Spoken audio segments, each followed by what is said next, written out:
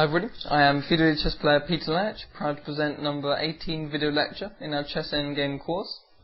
Today I would like to show you knight and rook's pawn attacking versus the lone king.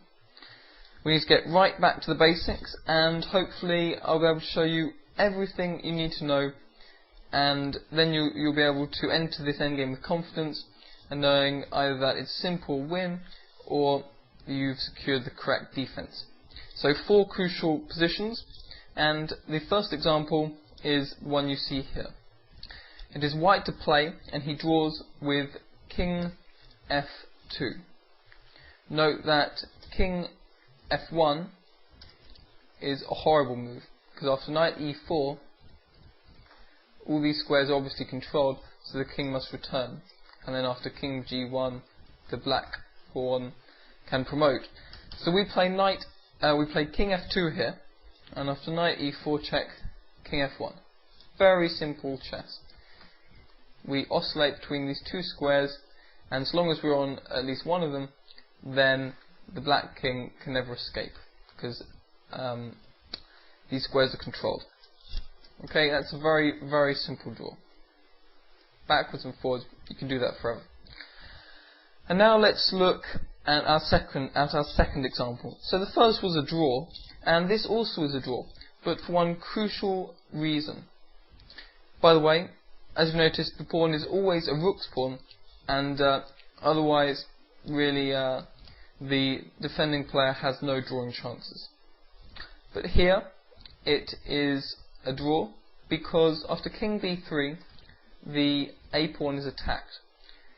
And even if the king were closer, even if the black king were closer, it wouldn't be able to defend this pawn.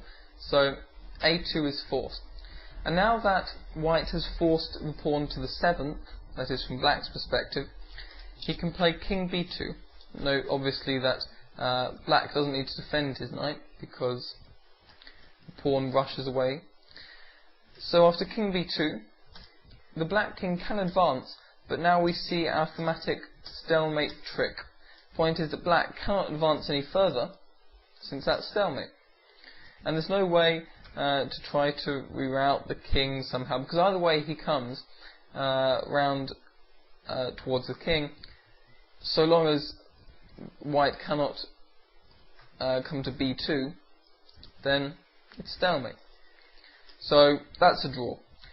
And now that we've established when it's a draw, hopefully with the attacking pieces, we can win this endgame. And it's very simple. If that's a draw with stalemate, then we need to avoid the stalemating motif. So we begin with king h4, and this is a theoretical win. King h7, by the way, amounts to the same, since we advanced the king. So black is forced to give way, and okay, just take some time, I recommend, in your own games to figure out a very precise route for the knight. You don't want to get this wrong and blunder in some stalemate. You want to spend some time. So knight e5 is the correct way, and then we check. See, this forcing series of moves can be played very quickly, and that's in fact checkmate. We've seen that king h7 fails. What about king f7? Then it's a similar process. King g5, king g8, king at g6, and then the king is once again trapped. Obviously, knight f6 would be game over. Don't want to ruin a game like that. So we play correctly knight e5. And now we can play h7 check immediately. King f8 would allow h8 queen, and king h8 allows checkmate. One final example. This is the rear defense. And actually the attacking player has to defend his pawn. That's why the title is so, of this study. So temporarily we need to defend the pawn. And it does look as though white's very poorly coordinated, but in fact he can get his act together with knight e6.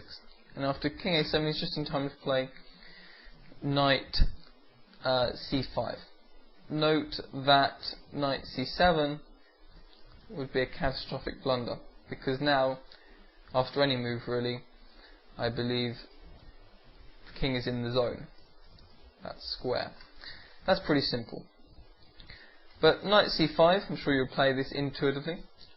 Now king b6. Once again, we see that after king b3,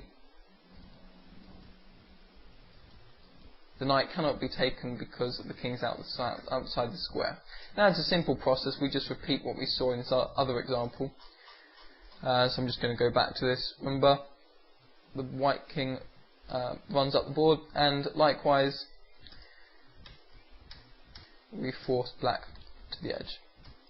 And remember how we reach this crucial square at c7. Check, and the pawn promotes. In fact, that's a speedy checkmate, as we saw in the other example. Okay, I'll leave it there. Thank you much. I hope you now know everything you need to know about knight and rook's pawn against the king. Good luck with the chess. Thanks.